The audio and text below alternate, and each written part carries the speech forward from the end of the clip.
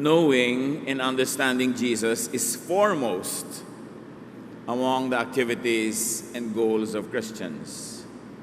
Napakahalaga po na makilala talaga, maunawa ang Panginoong Hesus, at napakahalagang pagtuunan siya ng pag-aaral, ng pansin, at ng pagsunod.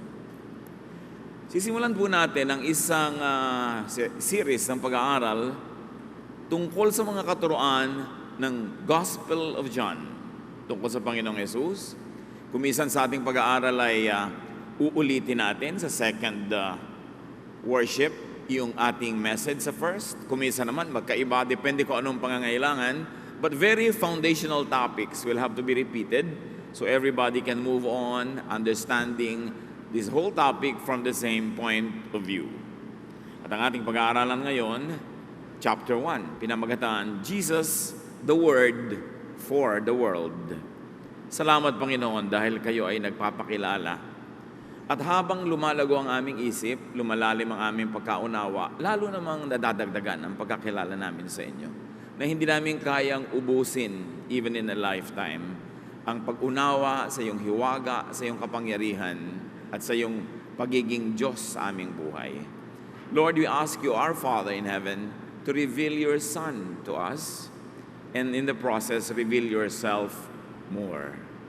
Patawarin niyo po kami sa mga kasalanan, punan niyo po ang mga kakulangan, at ngayon papagliwanagin ang isip na kami maging handa na umunawa ng mas malalalim at magagandang bagay tungkol sa inyo, aming Ama, na aming makikita at inihayag ng iyong anak na si Jesus. Father, we ask you to be our speaker. Lead us, give us simple messages, O God, that we will be able to apply in our lives. And we ask you to be the speaker. Kayo po ang maging tagapangaral. Gamitin nyo lang ang inyong lingkod, ngunit ang tinig nyo ang gusto naming marinig. We reject, rebuke all work of evil in our lives, and we ask you, Father, let your Spirit shine upon us.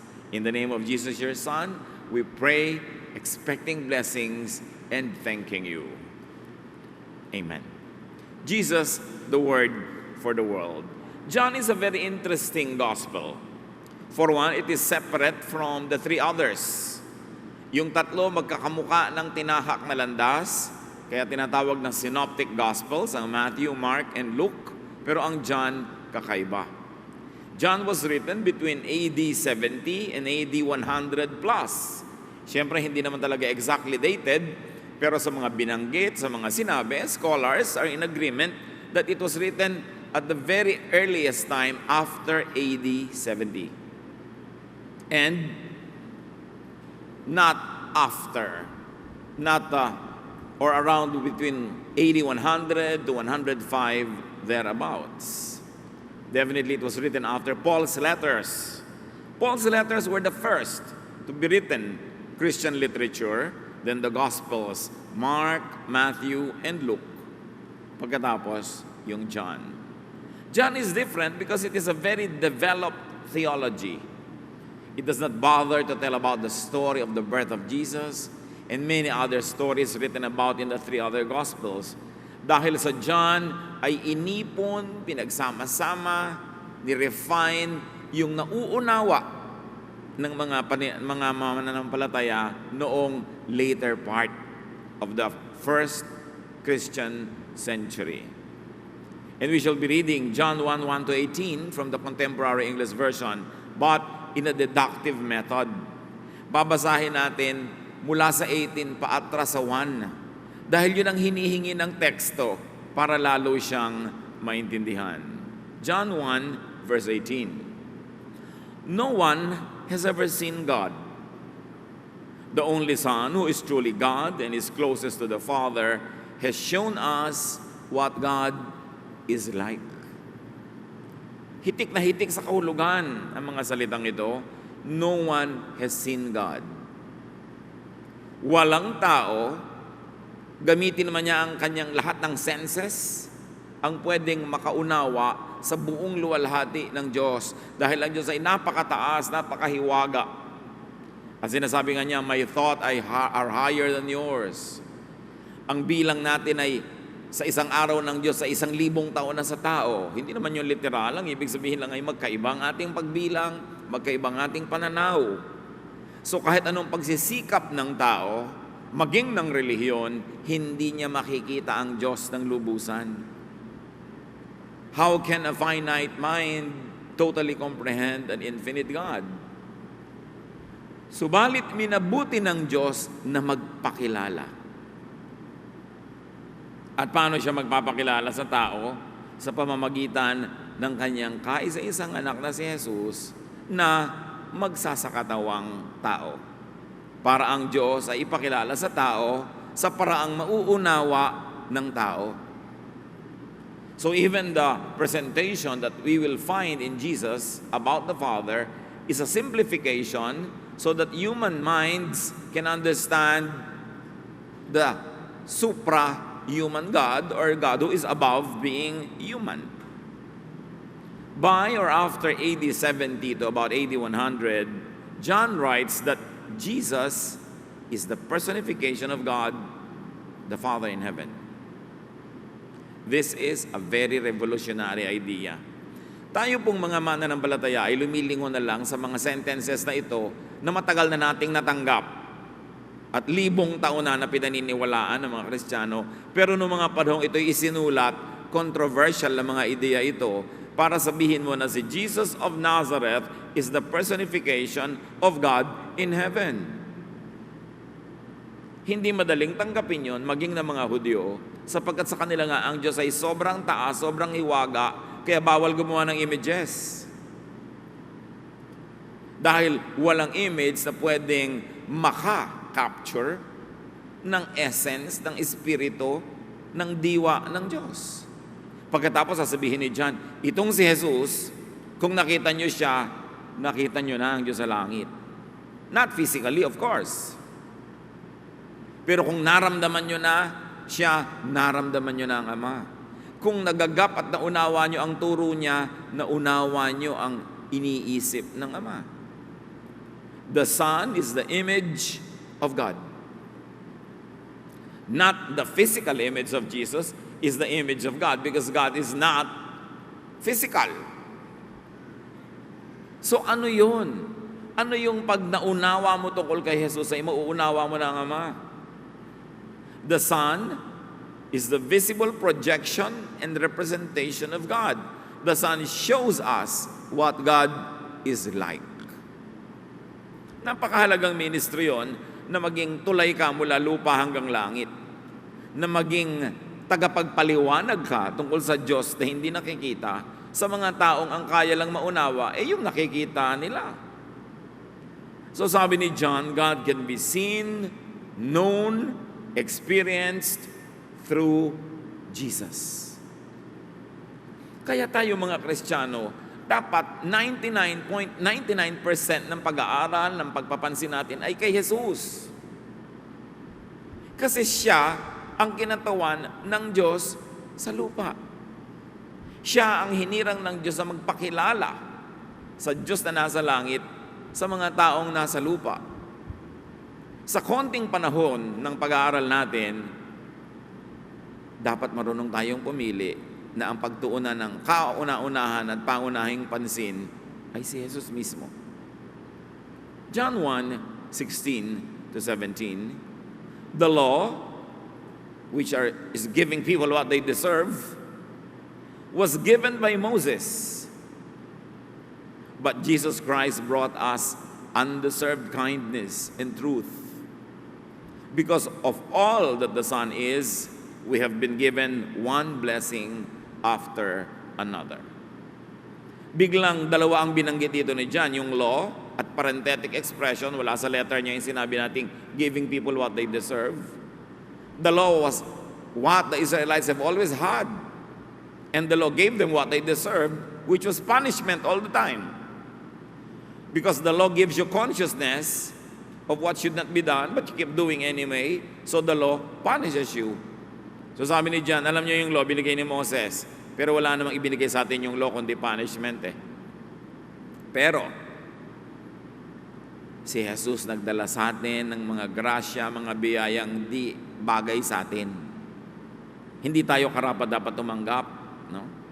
Kaya sabi niya, dahil sa anak ng Diyos na si Jesus, ay binigyan tayo ng walang katapusang sunod-sunod na mga biyaya. In contrast with the law, Jesus brings undeserved kindness and grace.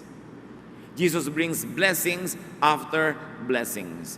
Here, very clearly, John is showing Christians that now there will have to be a turn to be made.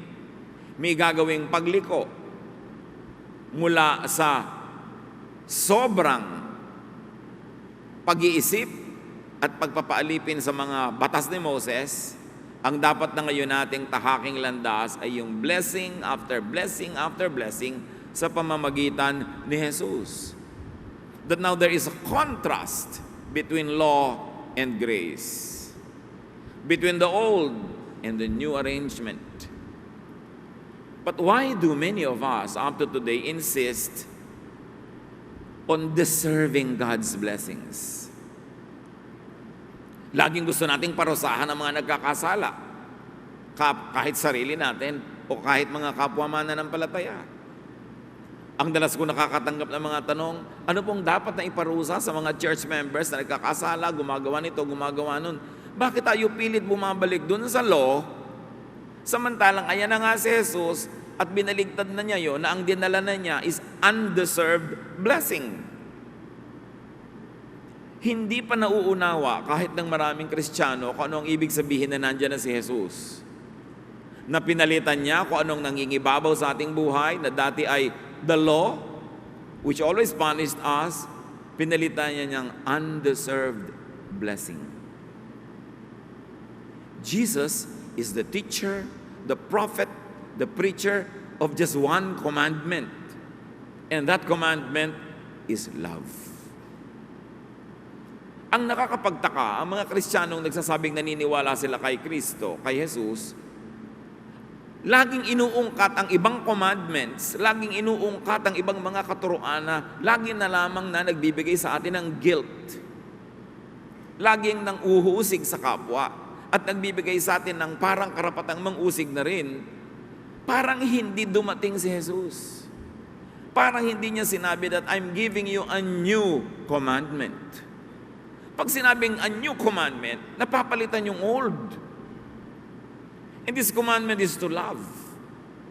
Dati ang mga Israelites na naniniwala sa Diyos, kailangan patunayan nila na sila ay sa Diyos sa pamamagitan ng anong kinakain nila at di kinakain, sa pamamagitan ng anong sinusuot nila at hindi sinusuot, sa pamamagitan ng kung ano-ano mga kaugalian, sa pamamagitan ng pagiging iba sa ibang mga bayan sa kanilang paligid.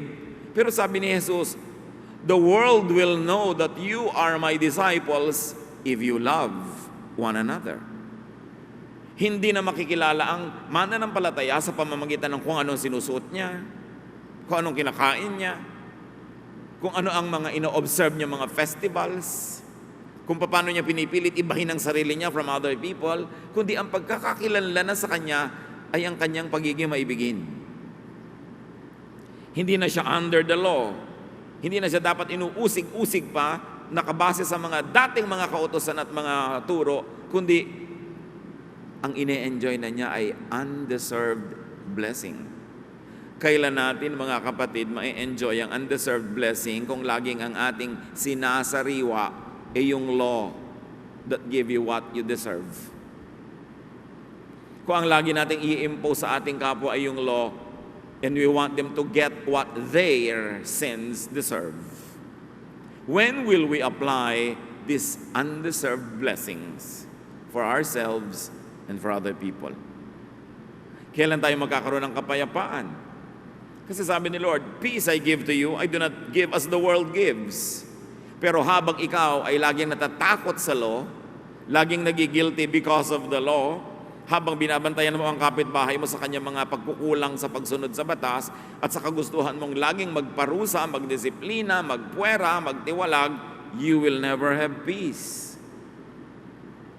So para ang mga Kristiyano ngayon, yung dalawang paa nila magkaiba ng tinutungtungan. Nakatungtong pa yung isang paa doon sa law at pagkatapos nakatungtong yung isang paa sa grace ni Lord. Kailan natin kukompletohin to just step on and stand on God's grace through Jesus. That we will enjoy that grace for ourselves and we will allow others to also enjoy that grace. That we will stop policing one another, that we will stop condemning one another according to the law, and just enjoy the forgiveness of God and the grace through Jesus. Kailan tayo magiging totoong Kristiyano? Sa practice. Kasi habang alipin pa tayo ng mga kaugalian, ng mga batas, ng mga regulasyon, at inaalipin natin ating kapwa, parang walang Jesus na dumating, parang hindi siya nangyari, parang walang inihayag ang Diyos na bagong kaayusan. Kung ang pagkakakilala pa rin natin sa Diyos ay yung pagpapakilala ng mga mahihigpit na priest ng Old Testament at ng mga Pharisees ng New Testament, para namang hindi dumating si Jesus para ipakilala ang Diyos sa langit. Kaya nga sinabi, si Jesus ang kinatawan ng Diyos sa langit. He is the personification of God, nobody else. His teaching expresses the love of God for us. No other teaching does that. John 1:15. John the Baptizer spoke about him and shouted, "This is the one I told you would come. He is greater than I am because he was alive before I was born." Nung panahon ni Jesus, ang kilalang mangangaral ay si John the Baptizer. Hindi pa kilala si Jesus nung simula. Pero si John na kilalang kilala ang nag-endorse kay Jesus. Sabi niya, siya ang tinutukoy ko, ang binabanggit ko, ang sinasabi ko sa inyong darating, higit siya kaysa sa akin. Mas dakila siyang higit na higit kasi buhay na siya bago pa man ako ipanganak. John the Baptizer, a credible and established authority, authenticates Jesus' pre-existence. Jesus, something in Jesus is eternal. Hindi siya nagsimulang mag-exist nung siya ipinanganak o ipinaglihi. Dati na siya. Mayroon ng dati sa kanya, sa kanyang kabuuan. Bagamat yung katawan niya ay bago, nabuo lang sa sinapupunan ng kanyang ina at ipinanganak, pero merong bukod sa katawan na yon ay dati nang nabubuhay pa. Sabi ni John, hindi siya nagsimula dahil lang siya ipinaglihi. Noon pa man, nandun na siya. Yung diwa tungkol sa kanya, yung spirito, yung katotohanan na nasa kanya ay dati nang naroon. At sabi sa John 1:14, the Word became a human being and lived here with us. The word here, translated from the Greek, means reason or purpose. Yung rason, yung dahilan, yung layunin, yung word, naging tao. So yung dahilan, yung rason ng Diyos para sa atin, para sa existence natin, naging tao. This is the reason, the purpose that became human, that became physical. Di ba hindi naman ganun kadaling unawain? Kasi matalinghaga. Pero sila nung unang panahon, nung panahon ni John, nagkakaintindihan sila kung anong ibig sabihin ng mga verses na ito dahil inabutan pa nila si Jesus. Nabuhay pa sila para madinig siya magsalita, nakita siyang kumilos, napanood ang mga ginagawa niya, at yung mga iba man, kung hindi man directly na nakita si Jesus, ang nagturo sa kanila were first generation believers that had personal encounters with Jesus. Now we're 2,000 years away from that experience. Magiging matalinghaga talaga at mahiwaga sa atin ang mga salita because we do not share the same experience shared by those who were reading, reciting, declaring these words. Kaya mahalagang maunawa kung ano bang ibig sabihin nila noon sa ganitong mga salita. Pero ang sinasabi ni John, yung diwa, yung ideya, naging tao para lalong maipaunawa sa tao yung ideya, yung word, yung purpose, yung reason. John 1:14, we saw His true glory, the glory of the only Son of the Father. From Him, all the kindness and all the truth of God have come down from us. Napakahalaga ni Jesus dahil sa Kanya ipinadaan, ipinahiwatig, ipinaliwanag sa tao yung katotohanan at kabutihan ng Diyos Ama na nasa langit. From Him, not from anyone else, not from anything else, but from Him. Kaya bawat salita, bawat gawa ni Jesus, karapat dapat suriin at maunawaan kasi may ipinakikilala yon tungkol sa Ama sa langit. Na nung panahon ni Jesus mismo sa lupa, ay maraming kabaligtaran sa pinaniniwalaan ng tao tungkol sa Diyos. Ang paniniwala ng mga tao nung tungkol sa Diyos ay ubod ng higpit, laging nagagalit, laging may judgment, laging may ganito, puro bawal, puro bawal. Yun ang pagkakaunawa nila sa Diyos. Pero dumating si Jesus para ipakilala ang Diyos, para ipaunawa ang kabutihan ng Diyos. At nagalit sa Kanya yung mga religious leaders. Dahil nagmukha siyang sobrang luwag. Nagmukha siyang sobrang mabait. Nagmumukha tuloy hindi mabait yung mga religious leaders. Sobra siyang mapagmahal, mapagkalinga. Hindi siya mapagparusa, hindi siya mapaghusga. Kabaligtaran ng religious system ng panahon nila. Anong ibig sabihin nun mga kapatid? Na yung religious system that existed during Jesus' time was not the representative of God. That it was not explaining to people God in heaven. Hindi na ipapakilala, na ipapadama noong nabubuhay na religion nila noon, ang Ama, hindi na nila na ipapakilala sa tao, kaya kinailangan si Jesus ang magpakilala. At nagmukhang kabaligtaran si Jesus ng itinuturo ng religious system. Ang ibig sabihin lang, yung religious system ang naging kabaligtaran pala ng Ama. Tapos ngayon, marami pa nagpipilit bumalik sa system na yon, sa Pharisaic system, doon sa kanilang mga sobrang mga obsession with rules, with do's and don'ts. Jesus shows and makes available all the kindness and all the truth of God. What does it mean to us? Jesus is the standard. Siya ang pamantayan, siya ang sukatan ng lahat ng bagay na gusto nating maunawa tungkol sa Ama sa langit. Jesus is the measure of all things that should and could be known about God. Which means that any and all biblical study should be contextualized to Jesus. Lahat dapat ng mga katuroan ng Old Testament, maging ng New Testament, ibabalik mo kay Jesus. Anong sabi ni Jesus tungkol dyan? Anong reaksyon ni Jesus tungkol sa ganyang mga issues at mga bagay?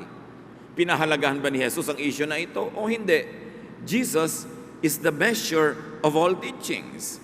All biblical study should be seen from the lenses of Jesus. Pag meron kang gustong gawing desisyon, ang tanong mo, how would Jesus decide in this situation? Pag meron kang gawing pasya ng pakikitungo sa kapwa, tatanong mo, what would Jesus do if Jesus were in this situation? What would Jesus say? Paano natin itatrato itong isang kapatid na ito na makasalanan? What would Jesus have done? Anong ginawa ni Jesus sa ganung sitwasyon nung nangyari ito sa kanyang sariling karanasan? All biblical study should be filtered through the teachings of Jesus. Kung meron kang salaan, pinapadaan mo doon yung pinipiga mong kalamansi para yung buto huwag pumunta doon sa baso. Ganon ang ginagawa mo sa lahat ng religious teaching. Si Jesus yung salaan. Ang hindi dadaan, huwag na. Kasi malinaw na sinabi ni John, may dating kapamaraanan ng pamumuhay, pero hindi yon ang nagpapakilala sa Diyos. Kaya dumating si Jesus, siya ang nagpapakilala sa Diyos. What should we do now? Use the standards of Jesus in our lives. And do not ignore His ministry that He died for, as if He never existed, and insist on going back to all the difficulties that the law brings to people when Jesus already gave us undeserved kindness. The teachings of Jesus should be the supreme court in defining, interpreting, and applying biblical teachings. No contest Because Jesus is the Son of God. Jesus is the personification of God. When any teaching or doctrine or saying or tradition goes against what Jesus said and what Jesus did, there should be no contest. Jesus is the standard. Kasi kung kontento na ang Ama sa langit sa kalagayan ng relihiyon nung panahon na yon, bakit pa kailangang ipadala si Jesus? Dapat itinuloy na lang. Bakit kailangang magturo siya at kailangang mamatay siya para sa itinuro niya? Kasi ang gusto ng kalangitan, baguhin ang pamamaraan ng pananampalataya ng tao. That God was not being faithfully introduced to the people by the existing religious systems. And for that teaching, Jesus had to die. Ano na lang ang gagawin natin pagtanaw ng utang na loob sa kanyang kamatayan? Buhayin yung kanyang katuruan. Mabuhay ayon sa kanyang katuruan. Hindi doon sa katuruan na tinibag na nga niya. Hindi sa katuruan na tinapunan na niya ng liwanag para makita yung hypocrisy noon, yung hirap noon, yung pagpaparusa sa tao, that it never worked. Kaya yun ang mahalagang dibdibin ng mga tunay na mananampalataya kay Jesus. What Jesus showed was the true kindness of God. Hindi sinabing strictness, the true kindness of God. The undeserved kindness of God. So why do we continuously try to deserve what we can never, in this human form, deserve?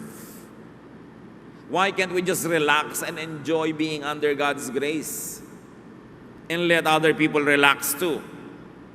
And enjoy the journey that changes us from glory to glory. Drop all the judgmentalism, the self-righteousness of the Pharisees who had Jesus killed. Why do many of us insist in the Old Testament style? That we insist on legalism, unkindness, and even cruelty in the name of God. Itinamang na nga ni Jesus. Naunawaan ba ng mga tao yung mensahe ni Jesus? Konti lang nakaunawa. John 1:11-13, He came into His own world, but His own nation did not welcome Him. Yet some people accepted Him and put their faith in Him. So He gave them the right to be the children of God. They were not God's children by nature or because of any human desires. God Himself was the one who made them His children. So umuwi daw si Jesus sa kanyang sariling bayan na hindi naman tumanggap sa kanya. Pero may mga ilan-ilan na tumanggap sa kanya at nagtiwala, nanalig.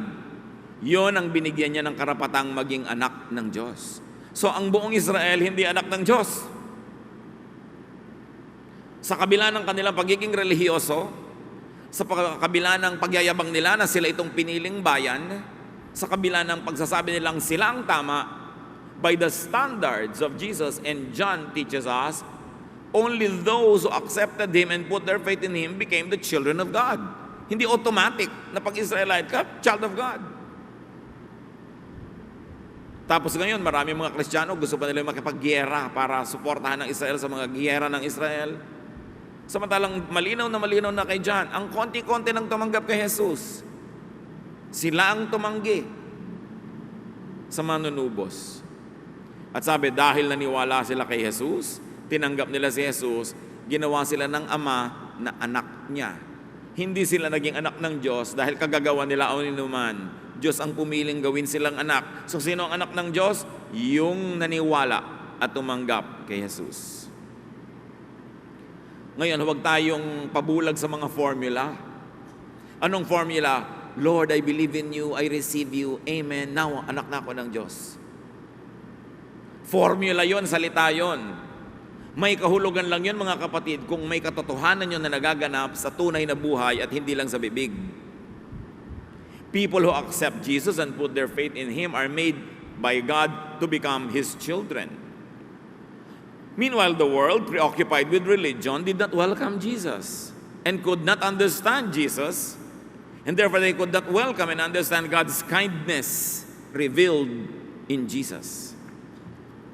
So becoming a child of God is through accepting and putting one's faith in Jesus, meaning Jesus' teachings and example.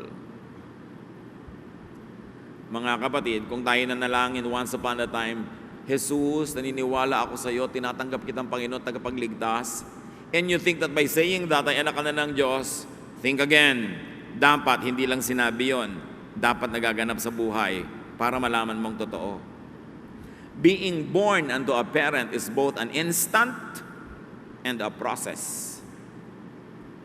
Nagiging anak ka ng magulang mo pag isinilang ka, pero hindi lang yon. Patuloy kang makikinig sa magulang mo at susunod ka to continue to grow in the shadow of this parent and to grow unto the likeness of this parent.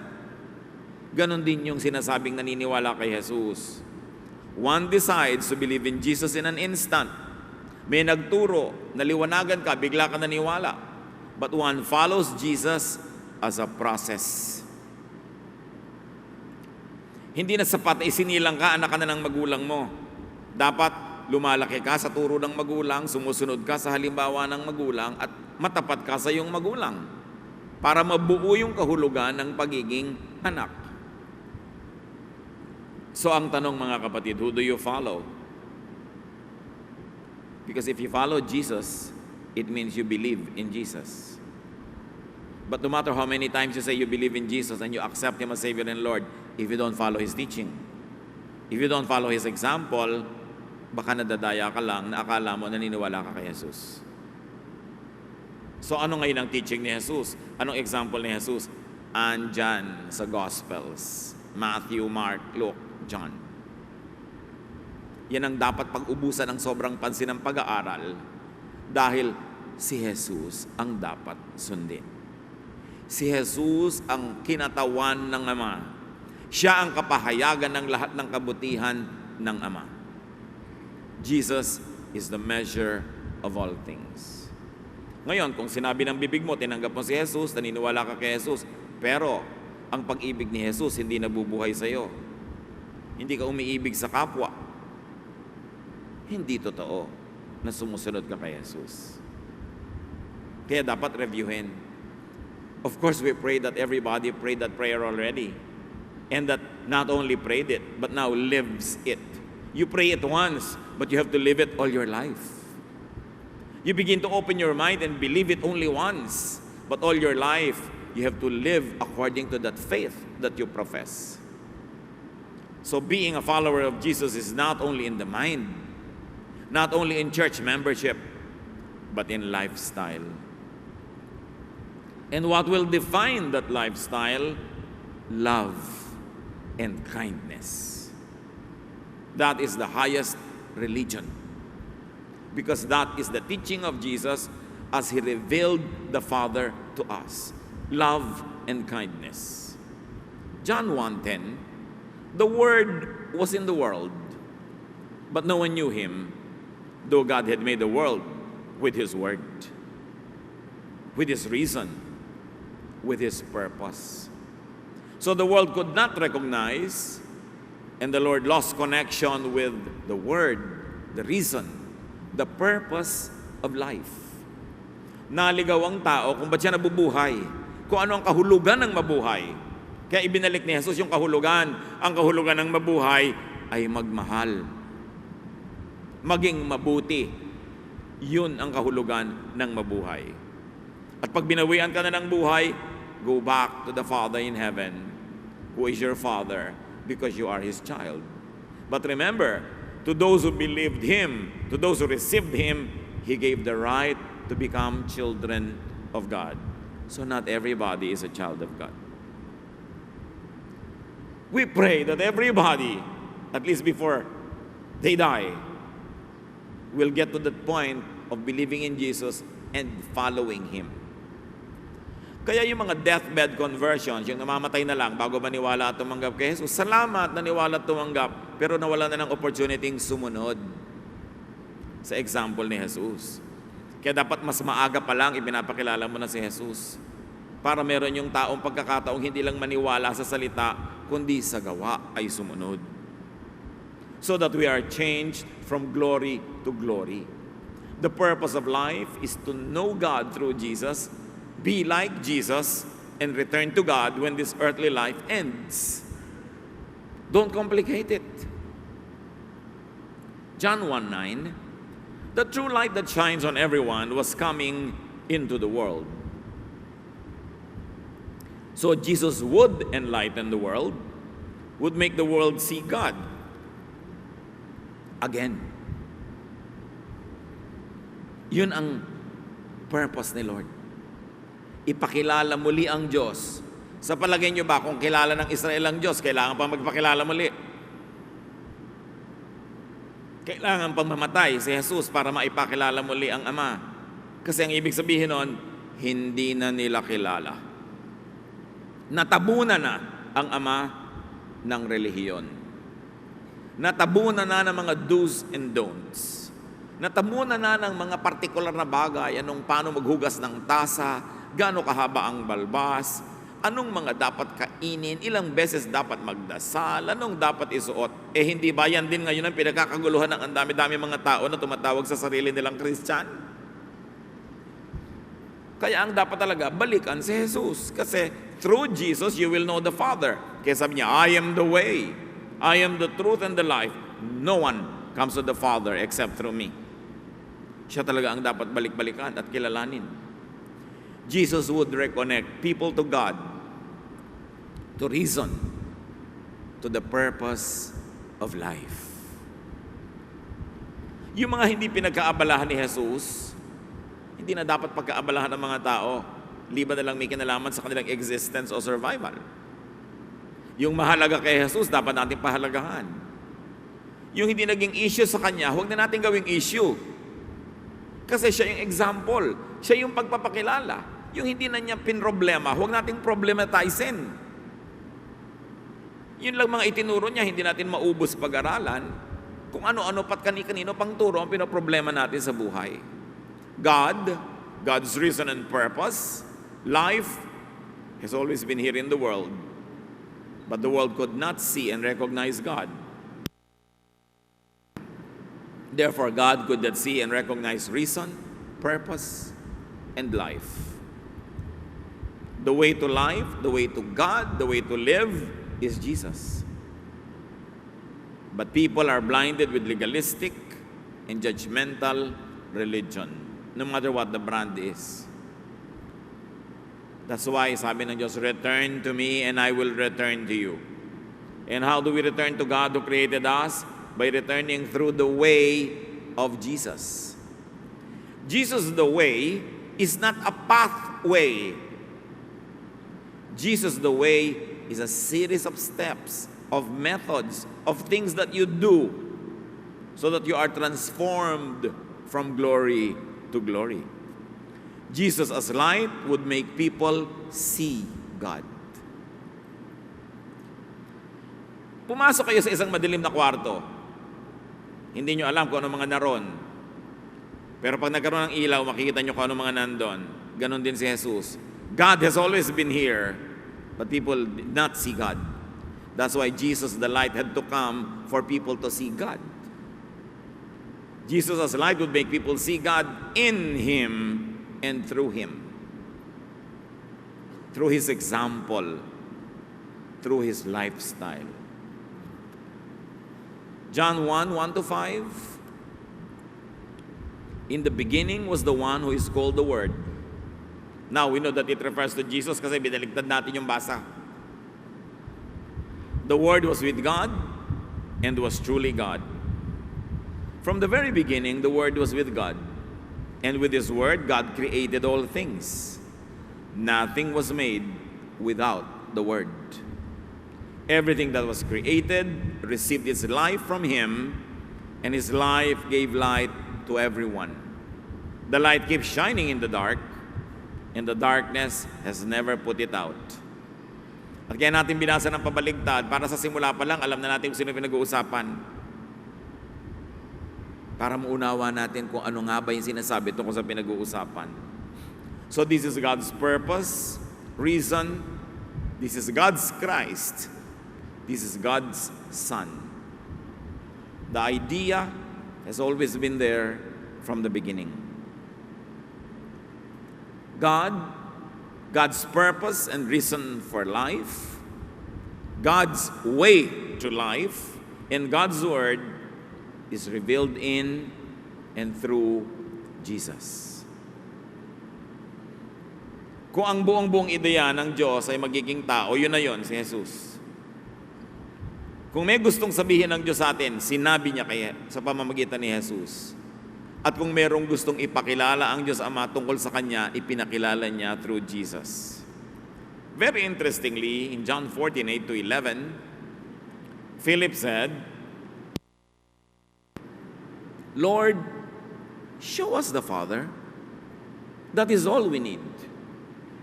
Ang gandang goal, no? Show us the Father. That is all we need. Jesus replied, Philip, I have been with you for a long time. Don't you know who I am? If you have seen me, you have seen the Father. How can you ask me to show you the Father? Don't you believe that I am one with the Father and that the Father is one with me? What I say isn't said on my own. The Father who lives in me does these things. Have faith in me when I say that the Father is one with me and that I am one with the Father. Or else, simply have faith in me simply because of the things I do. Naging panalangin na ba natin yan, mga kapatid, sa Ama, na sinabi natin, Father, let me know you. Show yourself to me. Let me hear your voice. Let me understand you up to the limit of human understanding. Yun ang goal ni Philip. Sabi ni Philip, show us the Father. That's all we need. Ang galing. Alam niya kung anong kailangan ng tao. Makilala yung Ama sa langit. Sabi ni Jesus, Philip, after which the Philippines was named. Okay? Philip, hindi mo pa ba ako kilala? Kung nakita mo ako, nakita mo ng Ama. Kung narinig mo ako, narinig mo na yung Ama. Maniwala ka dahil sinasabi ko sa iyo yan.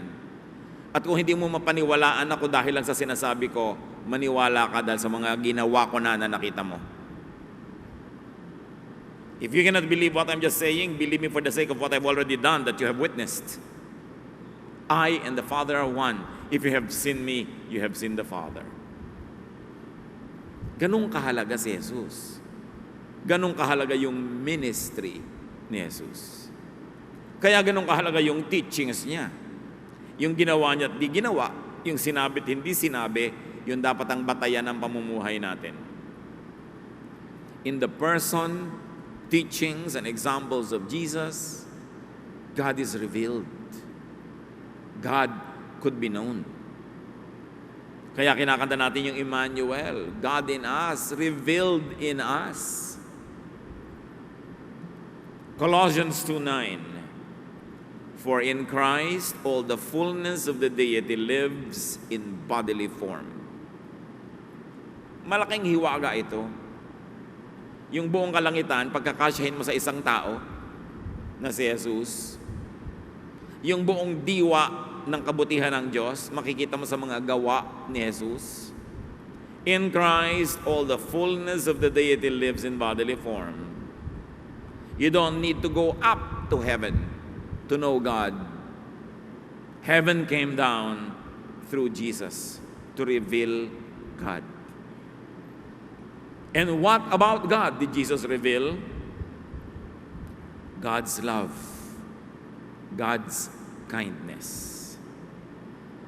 Pag naunawa natin ito ng lubos, magiging payapa ang ating buhay.